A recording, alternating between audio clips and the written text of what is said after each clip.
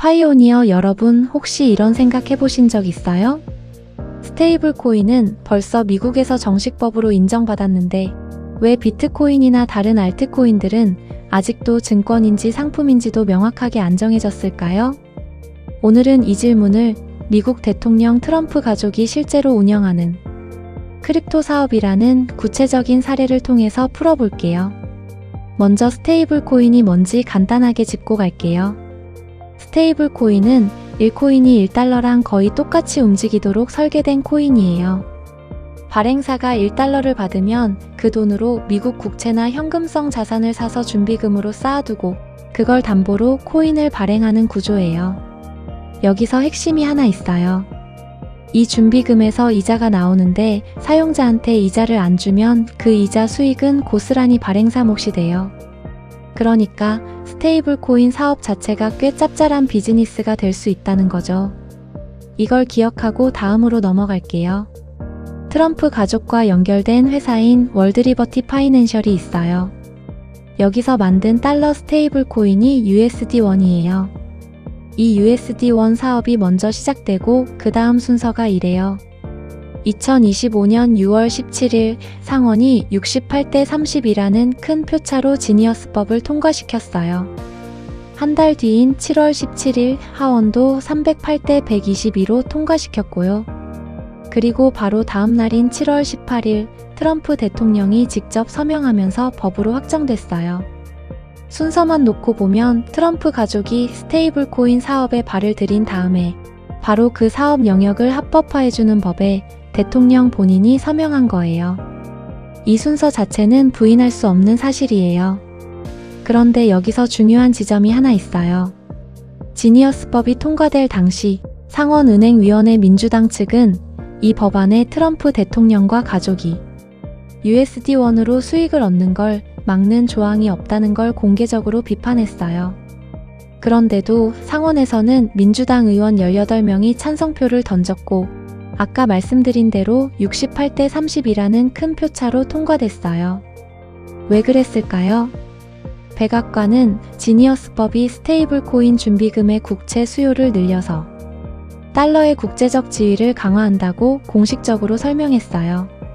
즉 트럼프 개인의 이해 충돌은 별개 문제고 스테이블 코인 규제 자체는 달러 패권, 자금 세탁 방지, 결제 인프라 현대화 차원에서 국가적으로 필요하다는 논리가 있었던 거예요. 결과적으로 이 법은 이해 충돌 방지 장치 없이 통과됐고 그 사업 영역에 트럼프 가족이 실제로 들어가 있었던 거죠. 그럼 트럼프 가족이 정확히 얼마를 갖고 있을까요? 여기서 헷갈리기 쉬운 부분이 있어서 정확하게 나눠서 설명할게요. 트럼프 가족이 스테이블 코인 사업에 걸쳐있는 지분은 하나가 아니라 최소 두 갈래예요. 첫 번째, DT마크스 디파이라는 회사예요. 트럼프 대통령이 70%를 소유한 이 회사가 월드리버티 파이낸셜 전체 지주회사 지분 38%를 갖고 있어요. 그리고 올해 1월에는 월스트리트 저널 보도로 이 지분 중 49%를 아부다비 왕족 배후 투자회사에 비공개로 팔았다는 사실도 나왔어요. 지분을 계속 쌓기만 한 게 아니라 현금화도 하고 있다는 뜻이에요. 두 번째, DT마크스 SC라는 회사예요. 이건 위와 다른 별개 회사예요. 이 회사는 스테이블 코인 홀드코라는 USD1 준비자산 이자 수익에 직접 연결된 회사 지분 약 38.5%를 갖고 있어요. 트럼프 대통령 재산 공개 자료에 따르면 이 경로로만 약 1억 9,700만 달러를 받은 걸로 나와 있어요. 이 두 회사를 하나로 뭉뚱그리면 안 돼요. 하나는 WLFI 거버넌스 토큰 사업 전체에 걸린 지분이고 다른 하나는 USD1 준비금 이자 수익에 특정된 지분이거든요. 각각 다른 돈줄이에요. 그래서 총 얼마를 벌었을까요? 숫자를 모아볼게요. 월드리버티 파이낸셜은 거버넌스 토큰 WLFI 판매로 14억 달러를 모았어요. 이 중 75%가 트럼프 관련 회사로 12.5%씩 위트코프 가문과 공동창업자들에게 배분되는 구조예요. 트럼프 밈코인에서는 트럼프 쪽 회사가 6억 3,500만 달러 로열티 수익을 신고했고요. 앞서 말씀드린 USD-원 준비금, 이자 관련 수익 약 1억 9,700만 달러도 별도로 있어요. 그리고 로이터 통신이 이 모든 걸 종합조사한 결과 트럼프 일가는 크립토 관련 사업 전체로 16억 달러 넘게 벌었어요. 반대로 일반 투자자들은 같은 기간 6억 7,400만 달러 넘게 손실을 봤다는 분석이 나왔고요. 한쪽은 여러 갈래로 벌고 한쪽은 잃은 거예요. 이 숫자들은 재산 공개, 로이터 조사, 회사 자체 공시로 각각 출처가 다르다는 점도 같이 알아두시면 좋아요. 이번엔 반대쪽 알트코인 얘기를 해볼게요. 알트코인들이 증권인지 상품인지를 정하는 법이 클래리티법이에요. 최근 상황을 볼게요. 7월 22일에는 상원공화당이 대통령, 부통령, 의원의 디지털 자산 발행, 후원을 금지하는 윤리조항을 처음 포함한 초안을 공개했어요. 법무부가 집행을 맡고요. 2029년까지만 적용되는 시한부 조항이에요. 그런데 지금 그러니까 8월 초 기준으로 보면요. 상원이 8월 10일에 효회하는데 그 직전 일정표에 클래리티법 관련 조치가 아예 없어요. 하원 통과부터 1년 넘게 걸렸는데 이번 여름 회기 안에 통과되기가 사실상 어려워진 상황이에요. 이 윤리조항을 두고 엘리자베스 워런 상원 의원이 구체적으로 문제를 제기했어요. 워런 의원은 이 최신 초안이 대통령의 디지털 자산 보유, 거래, 투자를 사실상 허용하고 기존의 대통령 이름이나 이미지를 쓰던 암호화폐 사업, 그러니까 지금 트럼프 가족이 이미 운영 중인 것들은 예외로 계속 유지될 수 있게 해준다고 비판했어요. 또 집행권이 법무부 한 곳에만 집중돼 있어서 다음 행정부가 과거 위반을 추궁하기 어렵게 설계됐다는 지적도 했고요.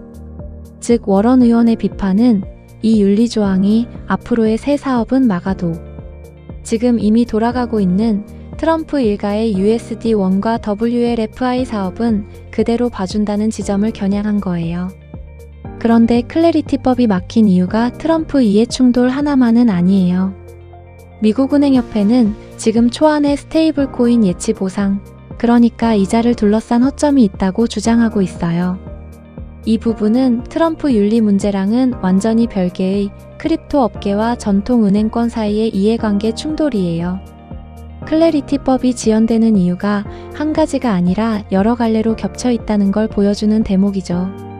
정리해 볼게요. 트럼프 가족은 스테이블 코인 사업에 최소 두 갈래의 실제 경제적 이해관계를 갖고 있어요. 그리고 바로 그 사업 영역이 이해충돌 방지 조항 없이 지니어스법으로 가장 먼저 제도화됐어요. 지분도 계속 조정하면서 실제로 수익을 현금화하고 있고요. 반면 알트코인 전체가 걸린 클래리티법은 대통령 윤리조항 문제에 은행권 반대까지 겹치면서 여전히 상원 문턱을 못 넘고 있어요. 그러니까 스테이블 코인 시대는 시장이 자연스럽게 성숙해서 열린 게 아니라 대통령 본인과 그 가족이 직접 사업자로 들어가 있는 영역에서 이해충돌 방지 장치 없이 가장 먼저 가장 빠르게 열렸다는 거예요. 스테이블 코인 대중화 얘기를 할 때 꼭 같이 봐야 할 배경이에요. 스테이블 코인 전성기의 초입에 들어온 지금 다음 영상에서는 이런 것들을 같이 살펴보려고 해요. 어떤 알트코인이 살아남을까요? 비트코인 전망은 어떨까요? 그리고 파이코인이 살아남는 선택을 받으려면 어떤 코인이 돼야 할까요? 이런 주요 소식이 나올 때마다 저희 채널에서 계속 전해드리고 있으니 다음 소식도 놓치지 마세요. 영상이 도움이 되셨다면 구독, 좋아요 부탁드려요. 감사합니다.